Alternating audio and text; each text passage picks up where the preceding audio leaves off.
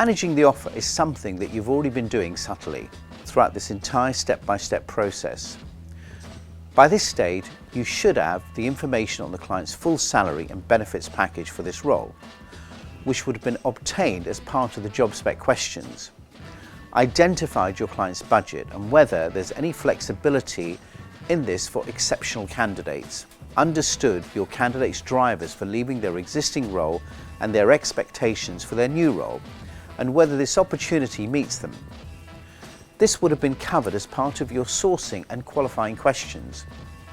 Identified the candidate's notice period, including any flexibility in this. Also, you should have discussed details of any contractual obligations or restrictive covenants the candidate has. Ironed out any potential issues or obstacles in accepting the new role relating to location, working hours, start date, career progression and training, and any other benefits package. Each interview debrief would have covered any issues from either the candidate or the client on these areas. If you've followed the steps thoroughly, all that remains is for you to negotiate the full package for your candidate before the client makes an offer in writing. Once the client has the offer in writing, they're less likely to budge if the candidate pushes for more.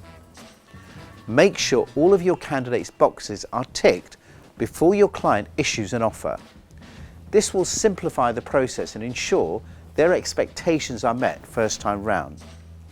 If all the boxes are ticked and the candidate has signed and accepted the offer, it's now time to agree a start date.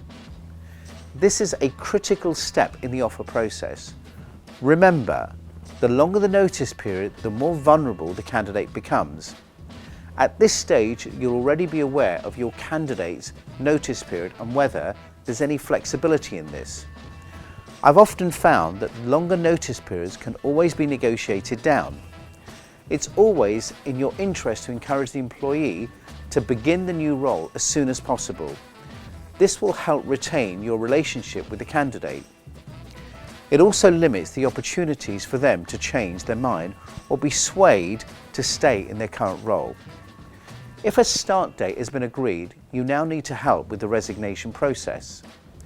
It's important to have consistent communications with your candidate during this stage.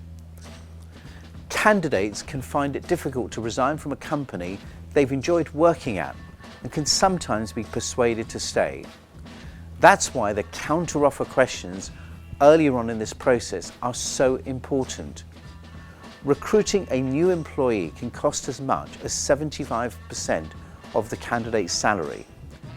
The recruitment fee alone can be 25% of the first year's salary, and it can take up to 6 months for a new employee to become productive. So if the candidate's employer is keen to keep hold of them, they will try and do their hardest to maintain them.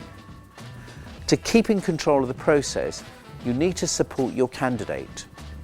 I would always help to draft the resignation letter with the candidate. Once you've written a positive but firm draft, it will help to alleviate some of their stress during what is going to be a very stressful period.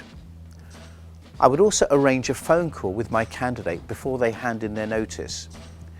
Use this time to remind them why they wanted to leave in the first place and what they liked about this new position.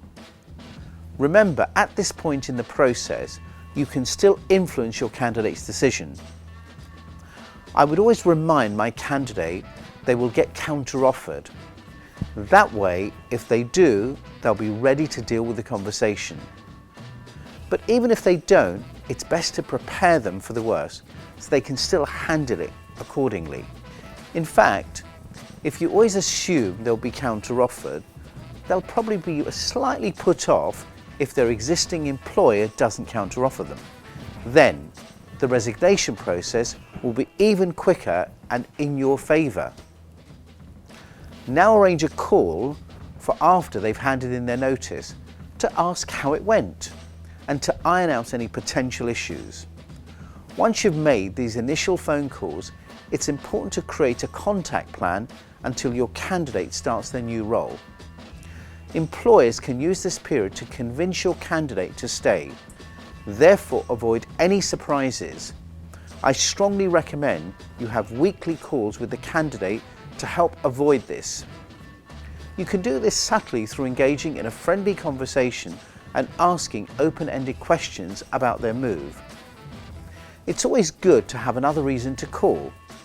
Maybe you want to tell them about changes or news in their industry.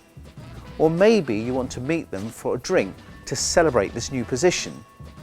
Either way, it's good to have a reason to stay in touch. Too many recruiters believe that their work is done once the candidate has resigned. But in my view, you're only halfway through the process. This period is when your placement is most vulnerable. By having a consistent communication, you are much more likely to find out about any issues and deal with them before hearing the candidate hasn't turned up on their first day.